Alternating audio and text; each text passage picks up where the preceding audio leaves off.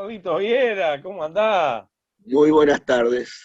Buenas tardes, a ver si me lo podés poner en igualdad de condiciones, porque yo estoy demasiado grande la pantalla, Florencia.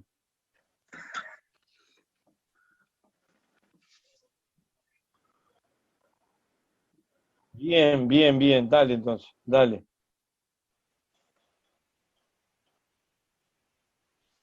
¿Se me fue Carlito ahora? ¿Cómo anda, estimado? Muy bien, ¿y vos, Carlos? Ahora sí te veo, ahora sí te veo. ¿Qué Ahora se sí, cuenta? ahora sí. Bueno, hoy estamos gozando de un día primaveral y esperemos que el país en algún momento se encamine también hacia su primavera. Por eso estamos siempre tratando de hablar con la gente, que es lo que importa. Sí, Eh, yo me gustaría que la audiencia, que, que ven el programa, eh, y les interesase participar. Entonces quizás algunas preguntas voy a dejar planteadas. Y bueno, y quizás tengamos que realizar intervenciones no tan largas, pero que, como siempre, el que dice no voy a hablar largo, aguantate para el temblor. Siempre habla muy largo, ¿verdad? Bueno, Carlito, sobre eso, vos sabés que he encontrado que a la gente le cuesta participar. Es un fenómeno que hay, que pasa en el país, que pasa a nivel americano y mundial. Le está bueno, costando la participación. A veces habla un economista, en el caso de Carlos Viera, dice, no, que voy a hablar yo, que hablo Viera, o habla Yorca, que es un charlatán. Dice, no, pero mirá la verborragia que tiene, papá, y mirá que sí, tiene es temor la gente cierto. a hablar. Bueno, pero a veces está también en uno motivar a la gente para que se exprese. A veces no es aquello de que yo no voy a hablar porque aquel sabe más que yo de eso. Pero, a ver, siempre el conocimiento es limitado, siempre hay aportes, siempre hay visiones que son enriquecedoras de todo aspecto. Entonces, yo me seguiría intentando buscar participación de la gente. Entonces, la pregunta, una forma de hacerlo es haciendo preguntas. ¿Qué política está aplicando este gobierno del Partido Nacional, muy centralizado en el presidente de la República, con apoyo de Cabildo Abierto y de un Partido Colorado en vías de extinción, con un tan solo 4% del electorado según algunas encuestas? ¿Qué política se está aplicando? Yo considero, y quizás los que puedan opinar eh, tengan otra posición o enriquezcan esta visión, pero yo considero que hay cuatro pilares que están siendo enfáticamente planteados por la política. En primer lugar, la LUC. ¿La LUC qué es? La LUC sienta las bases para la aplicación de los restantes pilares. Es una instrumentación, es como subirse al vehículo que nos conduce a determinado lugar y restringe, incluyendo una restricción de derechos. Eso por un lado, el primer pilar que este gobierno ha puesto sobre la mesa. El segundo es la política de ajuste del peor modo posible, porque la reducción del gasto público, la reducción del salario público, el incremento de las tarifas es mucho peor que el ajuste por impuestos. La suma de impuestos se puede hacer afectando a los que tienen más, afectando a los más ricos. Y en cambio se elige para el ajuste la reducción del gasto y no el aumento de los ingresos. Los ingresos pueden aumentar porque hay actividades que le ha ido bastante bien, incluso por la pandemia, porque mucho se dice que todas las calamidades que en este momento tiene el país, todas las indicadores negativos en la gestión del gobierno se deben a la pandemia. Bueno, En la pandemia a algunos sectores les ha ido extremadamente bien. Han aumentado su producción, han aumentado sus ventas, han aumentado enormemente sus exportaciones y eso lo han hecho con menores horas trabajadas. Ergo, lo que hay allí es un aumento en las ganancias. Ergo, lo que hay allí es no querer afectar esas ganancias, mientras que sí se ha afectado el gasto público, se ha afectado los programas del MIDES, se ha afectado lo que puede ser, se ha apretado el cinturón a la gente, con el afán de diciendo que el que más gana, al que más tiene, el que más, es más rico, no lo afectemos, a ese no, porque ese va a invertir. Y bueno, esa afirmación nos suscita por lo menos dos comentarios para empezar.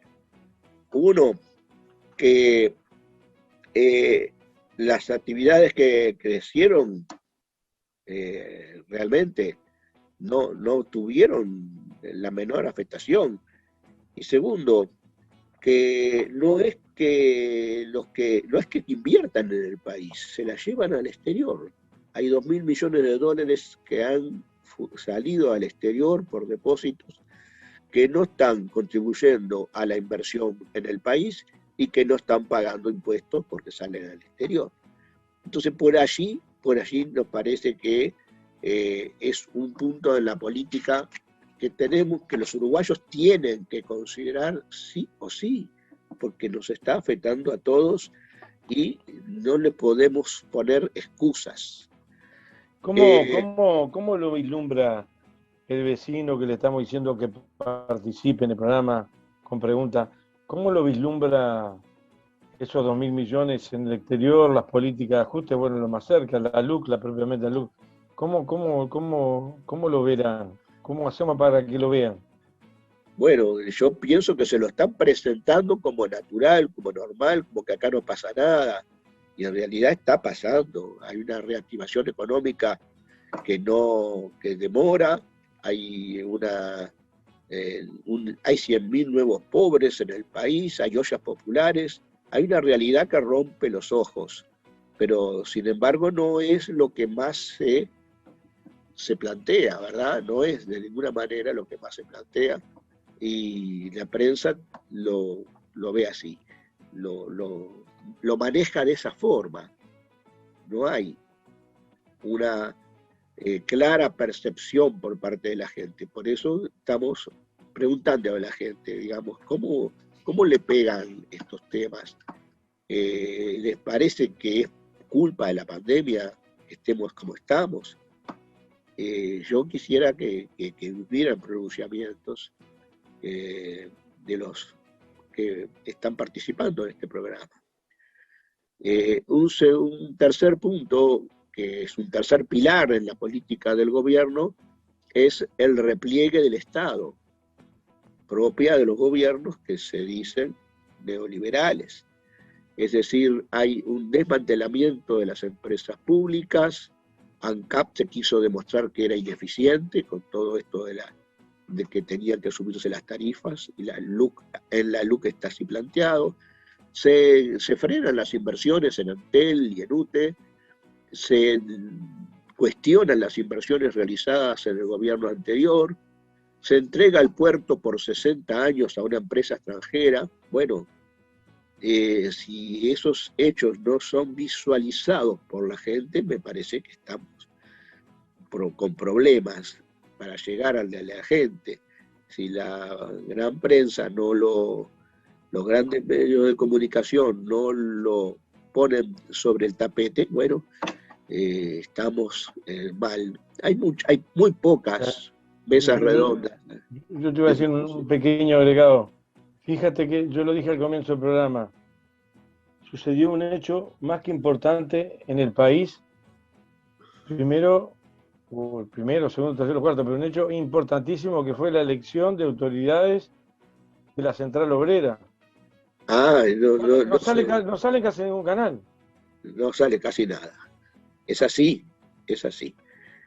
Eh, y cuando uno quiere saber de cosas que pasan en el exterior, tiene que ir a los canales del exterior, tiene que ir a los canales de otros países, ya sea de España, de Francia, de Telesur, pero si no, uno no se entera. No es que, digamos, no estoy haciendo pues, planteamiento de la línea política que tienen todos los canales, cada uno de ellos. Estoy haciendo política, estoy haciendo cuestión de los hechos objetivos, acontecimientos que ocurren y que no hay, eh, no hay ninguna oportunidad de enterarse por parte de la gente con los canales uruguayos.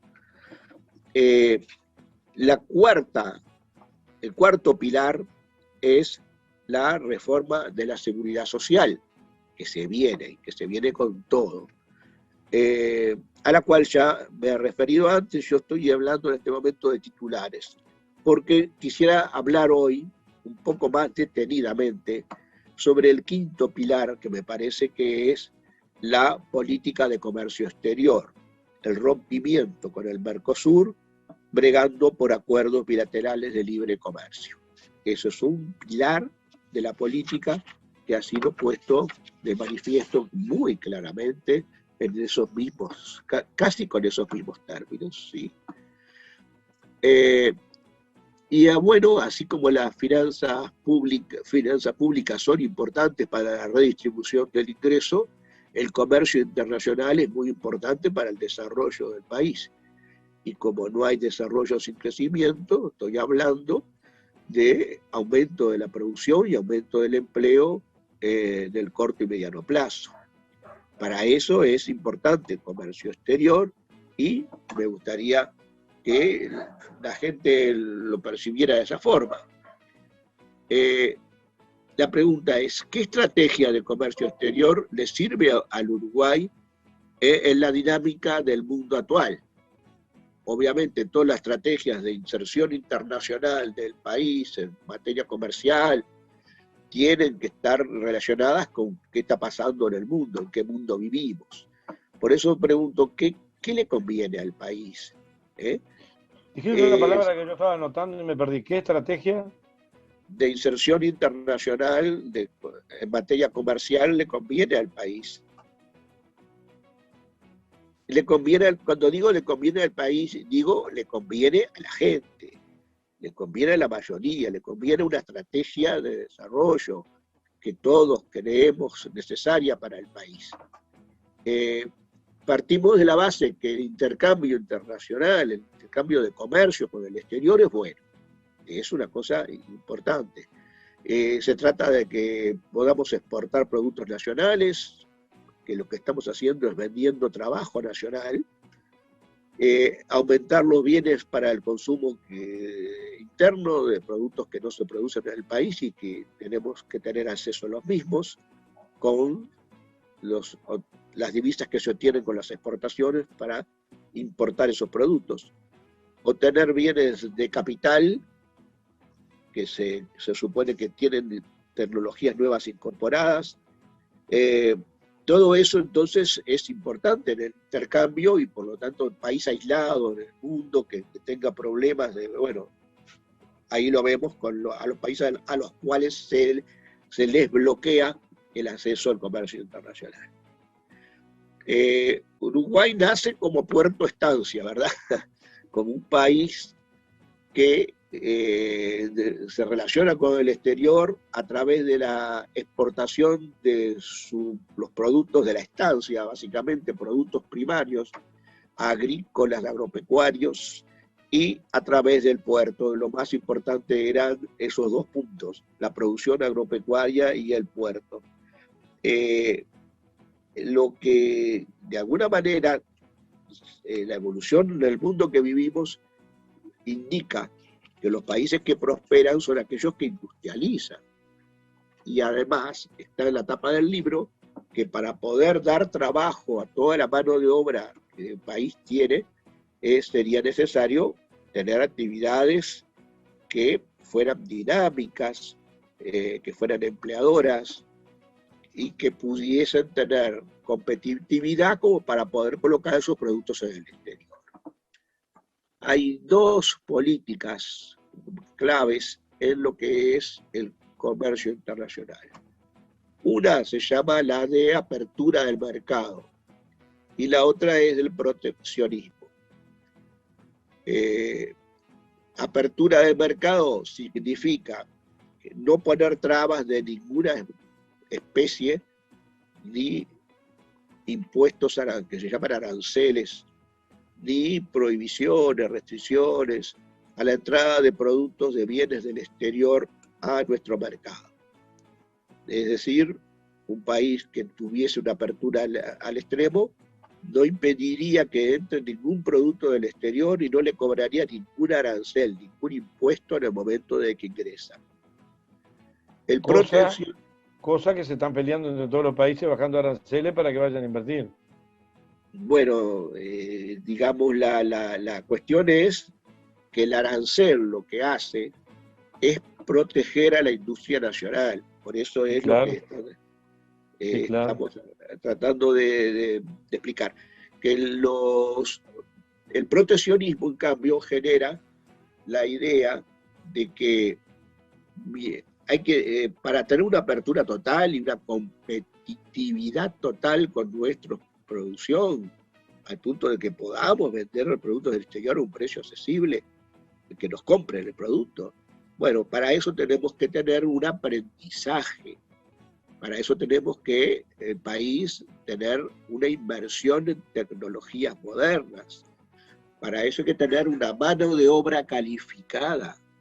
Para eso hay que tener determinados proveedores locales con unas cadenas de valor. Cadenas quiere decir que un producto se produce materia prima para que el otro, la otra parte de la cadena siga produciendo el producto más industrializado. Todo eso significa que hay que proteger de alguna manera las actividades internas para generar ese aprendizaje del mercado y así poder competir de igual a igual en el exterior. Ahora, ustedes saben que la apertura total nadie la aplica. Todos los países del mundo se protegen de una u otra manera, protegen su mercado interno, negocian ferozmente, yo diría, el acceso a su mercado interno. Lo que están haciendo es defendiendo de alguna manera el trabajo nacional. El proteccionismo exacerbado, un proteccionismo extremo, tampoco es bueno, porque puede cobijar al interno de un país actividades monopólicas que se sienten cómodas porque nadie lo va a perturbar ingresando su producto del exterior, porque los aranceles, los impuestos para que ingresen son muy altos. Y entonces esas actividades no invierten, se vuelven ineficientes, tienen un precio, un valor de monopolio mayor que el que debería de ser. Eso es así, eso es tenido en cuenta, pero eso es una característica. Mientras que la apertura extrema lo que hace es barre a las actividades productivas internas, a menos que sean extremadamente competitivas con el exterior, baja el empleo nacional, baja el salario nacional. Te dicen, no, yo le voy a pagar a usted el salario aquel que me permita a mí producir este producto y exportarlo al exterior.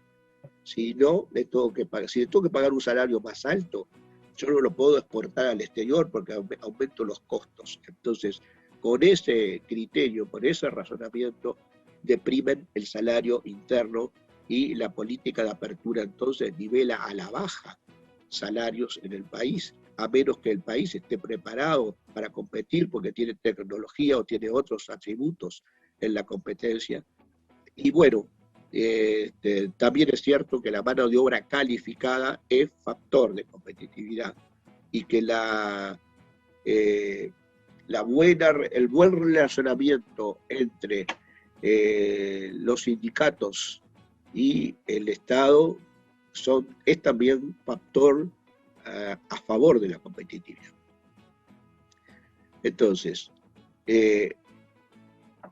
todos los países se protegieron enormemente, pues sobre todo Europa, Eso te iba a decir yo, todo una Estados introducción Unidos. ahí. eh, Europa, particularmente la parte agrícola, más que protegida. Defienden a sus agricultores Exactamente. y argumentan que tienen que tener autonomía alimentaria, que les viene de la época de la guerra. Si no tenés autonomía alimentaria, entras en guerra con alguien y bueno, es como te están sitiando. Eh, entonces, la cuestión es que el proteccionismo sigue dándose en mayor o menor escala. Yo entonces, en la apertura internacional, los tratados TLC, tratados de libre comercio, tratados de comercio, está todo bien, tratados de comercio, acuerdos de comercio. Los tratados de libre comercio presupone, la L de libre, presupone que todo tiene que ser libre, salvo algunas excepciones que se negocian, que aquel producto no, que aquel sí tenga un arancel pequeño, que aquel otro, bueno, porque la idea de los países es que las materias primas entren con aranceles más bajos, los bienes de capital entren con aranceles más bajos, y los productos terminados, ahí es el lío, porque todo el mundo quiere importar sus productos terminados a otro país. La idea es que los tratados de libre comercio son una calle de doble vía, es decir, tratados de libre comercio que yo no te cobro aranceles a ti por entrar con tus productos al país, por ejemplo a China, no le cobro aranceles por entrar al país con sus productos. Bueno, la primera a mí me deja temblando, ¿verdad? Lo primero, porque cuánto empleo nacional entonces se va a quedar sin efecto por ese motivo. Lo otro es que el arancel muy, muy bajo genera, por un lado, la penetración de productos de extranjeros en el país, por otro lado, el otro país también tiene que ponerlos bajo, o nulo, cero, y por lo tanto facilita la penetración de los productos uruguayos en el otro país. Pero cuando hablamos así, para el país, para Uruguay, ¿qué le conviene? ¿Qué le conviene a Uruguay? ¿Cuál es el problema del comercio internacional de Uruguay? Que algún producto, porque paga arancel al entrar en el otro país, no llegamos con el precio y por lo tanto tengamos que resignar la exportación de ese producto porque el precio no le sirve al comprador. No es el caso. Uruguay coloca todo su arroz, toda la soja, toda la carne vacuna, todos los productos lácteos, todo el cuero, los coloca sin problemas, no tiene stock de reserva que de sobra, que no se coloca toda la producción. Lo que está en juego es un surplus o no en el precio, que si me lo pagaban a 100 y no existen aranceles, capaz que me lo pagan a 105. Eso es lo que le sirve ¿a quién? Al exportador de soja, al exportador de productos lácteos, al exportador, pero no hay detrás de esa mejora en el precio, de esa pequeña mejora en el precio, no hay detrás de eso ni una accesibilidad al otro mercado, ni hay otra cosa que un aumento en la ganancia. No hay horas de trabajo atrás de eso, es el mismo producto que en vez de colocarse a 100 se coloca a 105. Entonces la soja, entonces te dicen, Uruguay pierde de ganarse ingresos porque pagamos aranceles al entrar con nuestros productos de otros países. Señores, claro, pierde de ganarse ingresos. ¿Quién pierde de ganarse ingresos? ¿El país? No, el productor. No hay más trabajo atrás de eso, ni una décima de trabajo. Y en cambio la contrapartida, la calle de doble vía, en la contrapartida es que los productos del exterior terminados, con tecnología de punta, con elaboración de mano de obra del exterior, esos penetran al país y dificultan la producción nacional. Hay una cuestión, hay un enfoque social de la competitividad. A veces un producto puede no ser tan competitivo porque de pronto si lo importásemos sería más barato para el consumidor, pero ese producto tiene unas externalidades positivas grandes, porque genera en el país, por ejemplo, la lechería, genera en el país empleo, que de otra manera, si lo importásemos, perderíamos. Sería más lo que se perdería por el empleo que no se genera, que la mejora que lo que se ganaría, porque el consumidor pagaría un poquito menos por ese producto. Si se paga menos por ese producto, te doy un ejemplo que veo yo, no quiere decir que sea así, una regla. En el calzado, por ejemplo. El calzado, es clarísimo el calzado, productos textiles, calzado. Bueno, ya desmantelamos mucho por esa razón. Ya pagamos un precio alto, de alguna medida. Porque el Mercosur fue una apertura moderada. Por eso yo pienso que las aperturas tienen que ser moderadas y la protección tiene que ser moderada, buscando un equilibrio, tratando de no ver las cosas en blanco y negro, sino que buscar un equilibrio. Y todos los países se protegieron y todos los países encararon acuerdos internacionales entre ellos, la Unión Europea, Estados Unidos con México y con Canadá. Allá China tiene todo un mercado con otros países del sudeste asiático, ¿cierto? Entonces todos los países se abloquelan en mercados, zonas de libre comercio entre ellos. ¿Qué significa zona de libre comercio? ¿Qué significa Mercosur?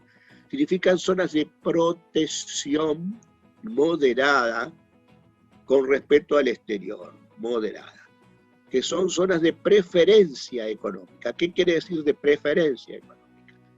Preferencia arancelaria en este caso. Es que yo voy a poner para todos los países que vengan del exterior, que no son de la zona, por ejemplo, no son de Uruguay, Brasil, Argentina o Paraguay, voy a poner un arancel que es del 20%. Si se lo compro a Argentina, Brasil o Paraguay, es del 0%. Entonces eso fomenta que le compre productos a nuestros aliados comerciales. Acá pasa muy bien marcado con la industria automotriz. No es lo mismo comprar un coche de frontera que comprar un coche de Europa. Sí. Segundo, fomenta la complementación productiva en algunos países que tienen materias primas y con el otro que la precisa para industrializar. Acá en Uruguay se fabrican, por ejemplo, repuestos para autos. Más que autos, repuestos para autos. Y después hay una proximidad geográfica que hace que el flete en ese intercambio, yo estoy comprando la materia prima más barata que a los otros, si la trajera de otros países, porque no pago aranceles, pero además no estoy comprando al vecino, en donde el flete es menor. Entonces, como todo eso hace que los acuerdos de complementación productiva, de integración económica, como se les llaman, son acuerdos que permiten la idea de una estrategia de desarrollo en la cual el valor agregado de la zona, que es el empleo nacional, el empleo de la zona, con las disparidades que sí que existen, y que tratan de buscar una forma de armonización de las disparidades. Eso existe en el Mercosur, hay un fondo de convergencia en el Mercosur que es que Argentina y Brasil inyectan al fondo una cantidad entre los dos del 98% para que haya inversiones en los 4 países. Entonces Uruguay se favorece enormemente con eso porque está planteado como para ir reduciendo las disparidades enormes que hay entre los países y que sí influyen mucho. Entonces, decir un Mercosur abierto al mundo, es decir, que la preferencia económica esa en no pagar aranceles para comprarnos entre nosotros materias primas, productos finales, esa preferencia no exista. Entonces, es decir, no existe el Mercosur. El Mercosur es eso, es una zona de preferencia económica. Preferencia porque prefiero comprártelo a vos sin pagar arancel, que voy a preferir que comprárselo al otro pagando arancel. Se supone que voy a preferir. Ahora, Entonces, para países como Paraguay y como Uruguay, no hay duda que preferiría comprar al vecino que salir a comprar a Europa. pero es claro, está tal cual. La industria láctea uruguaya se desarrolló enormemente gracias a lo que ha sido la exportación a Brasil, el aprendizaje de competitividad que se hizo con eso. Y cuando Brasil se desarrolló a su vez y consiguió desarrollar su industria láctea y empezó a comprarle menos a Uruguay, Uruguay no tuvo ningún problema en colocar su producto en otros países del mundo, porque ya tuvo el necesario ampliación de mercado como para tener economía de escala y tecnificación adecuada, adaptarse a un cliente exigente. Es decir, todo eso es el Mercosur. Digo eso porque es una estrategia de desarrollo. Estoy hablando de un tema técnico. El Mercosur es esto, es lo que hay, y los tratados de libre comercio son los que hay. Los tratados de libre comercio con China, Estados Unidos o con quien sea, con la Unión Europea.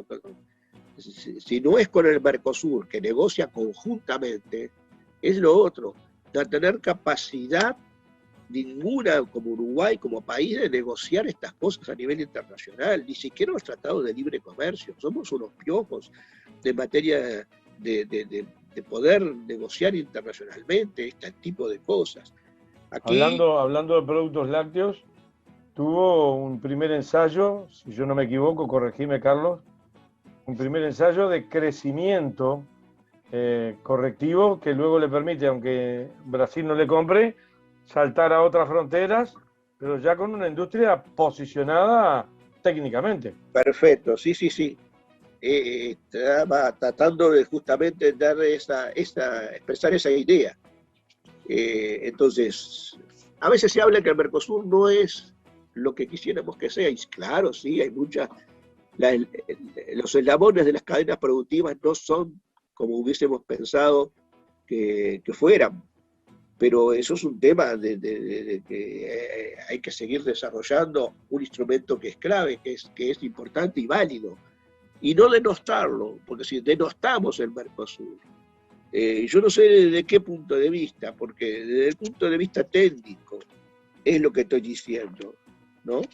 Desde el punto de vista técnico es lo que estoy diciendo, no hay forma de sostener que el Mercosur es perjudicial al país, a menos que estemos en una estrategia de desarrollo que sea todo primarizar el país, de que exportemos nada más que esos productos, a menos que estemos con la estrategia de distribución del ingreso que queramos concentrar los mayores ingresos en los exportadores sin hacer participar al trabajo nacional en esa estrategia, a menos que estemos en esa. Y que bueno, si el gobierno está insistiendo tanto es porque tiene que estar alineado en esa. La industria frigorífica que da mucho trabajo a muchos trabajadores creció un 37% sus exportaciones. Un 37%. Salado. Este año, seguro. Este año. Sí, ¿no le pagó más a los trabajadores? ¿Hubo más horas de trabajo? No. No, le bajó el salario. Exactamente. Todo lo que se estaba planteando es eso. Segundo, la objeción hacia el Mercosur, ¿verdad? Desde el punto de vista técnico es todo lo que ya dije. Me parece que el bilateralismo para Uruguay es más parecido a un capitalismo salvaje, igual que el tema, hablaba yo de la seguridad social, como era asimilado a un capitalismo salvaje, lo que se quiere hacer.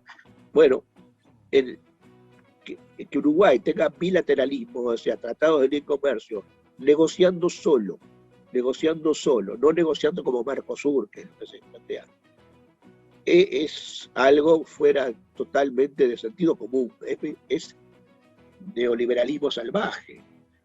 Desde el punto de vista moral, plantear las cosas como se están planteando en el Mercosur, donde el artículo 1 del Mercosur dice habrá un arancel externo común, somos una zona de preferencia económica, y decirle, pues yo quiero que ustedes me dejen no tener ese arancel externo común con aquel país con el cual negocio libre comercio. Es una vivada. Es tratar, es como si en una pareja, uno de los miembros le dice al otro, vos tenés que dejarme que sea infiel, porque vamos a hacer es mejor para los dos. Algo así, es algo así, es ir contra la esencia del tratado. Es ir contra la esencia del tratado y todavía decirle a los demás que tienen que darle flexibilidad. Parejas flexibles, parejas abiertas. Entonces, y desde el punto de vista político, ¿cómo van a decir? Porque acá el argumento de que se quería negociar con el comercio internacional tenía que hacerse con todos los países y no con aquellos que fueran del mismo signo político que el gobierno, que esto y que el otro. Eso fue lo que se dijo de la derecha. Mientras que desde la izquierda se ha dicho que negociamos con todos los países del mundo, independiente de su signo político. Al punto que estamos respaldando al Mercosur como instrumento, como herramienta perfeccionable, que le falta mucho, que esto y que el otro, pero que es mejor que cualquier otra estrategia de las que están planteadas, y que ese Mercosur fue fundado por ¿quiénes?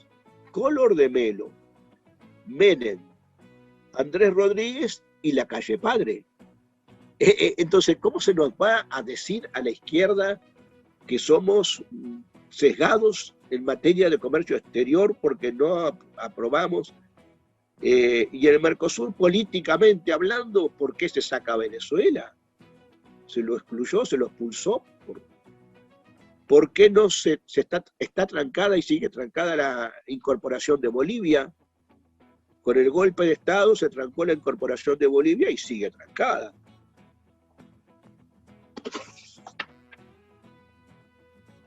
Entonces, yo termino. Antes que termine, también, porque en estos signos de derechización latinoamericana, hablando de Mercosur, hay que ver que nuestro presidente actual se arropó con Bolsonaro, pero Bolsonaro, tratando de desprestigiarse o despegarse del Mercosur, tiene unos líos internos con sus cámaras empresariales, tiene líos internos graves. Sí, exactamente. Es decir, Uruguay sigue insistiendo ahora. Hubo un acuerdo entre Argentina y Brasil. Uruguay está planteando lo que está planteando. Paraguay ya le dijo que no, con buen criterio. Paraguay, país chico, no, tampoco le sirve una cosa así. Paraguay ya le dijo que no. Argentina ya le dijo que no. Entonces se recuesta con Brasil para decir, nosotros que tenemos cierta afinidad en otras cosas, ¿qué tal si me das esta mano porque me pone bien con Estados Unidos? Y Brasil, quiero decir. Brasil negocia internamente con sus sectores de poder. Por un lado, Itamaraty, que es un sector mismo de poder. Por otro lado, la oligarquía paulista, que es un sector industrial. Una apertura indiscriminada, una apertura excesiva, una apertura no medida, va a afectar a la industria nacional. Y entonces la oligarquía brasilera de Sao Paulo, sobre todo, tiene poder por ahí, influyen en Itamaraty, desde luego. Entonces es obvio que Brasil no va a estar con Uruguay. Uruguay es tan chiquito que a lo mejor el enano molesto no le damos demasiada importancia. Si quiere hacer tal cosa, que lo haga. Por ahí puede ir a Brasil, ¿no? Que si Uruguay quiere hacer una cosa que se aleja del Mercosur, que va contra la esencia del tratado, bueno, es chiquito y lo haga, que no me lo haga Argentina, no lo van a permitir, pero... Entonces con Argentina lo que hacen es acordar que bajan el arancel externo común, algo así como 10-20%, o sea que de 20 lo llevan al 18, al 16%, lo cual no es una grave transgresión a la esencia del Mercosur, es tan solo un ajuste que puede considerarse un ajuste en el arancel externo común. Y ahí se acababa la discusión, pero Uruguay sigue insistiendo de que él condiciona ese acuerdo a que se le admita a él, a Uruguay, la flexibilización del Mercosur, como, y bueno, creo que va a caer en el vacío, porque Argentina en contra, Paraguay en contra, y Brasil ya acordó otra cosa y no esa. Evidentemente estamos cayendo en el ridículo. Estamos cayendo en el ridículo, y yo creo que hay una obsesión ideológica que ciega a ciertas personas, a ciertos políticos, que están convencidos. Y caer en el ridículo no es solamente caer en el ridículo del presidente de la República o el Partido Nacional. El país empieza a perder credibilidad quedando en el ridículo. La verdad, sí, y hay que hablar en otros aspectos que están ocurriendo, pero en este aspecto en particular, esta posición de Uruguay yo creo que no tiene asidero, salvo en una ideología totalmente extrema. Hay algo que ciega a la gente, algo ideológico que está cegando a la gente y que lo conduce a adoptar posiciones extremas. Ahora sí, termino entonces. No, porque hay alguien que me manda acá a buscar algo de la LUC, la regla fiscal. Hay alguien que me pregunta qué opinión tenés sobre la regla fiscal de la LUC, pero dame 10 segundos que lo ubico. El vecino que preguntó por el WhatsApp.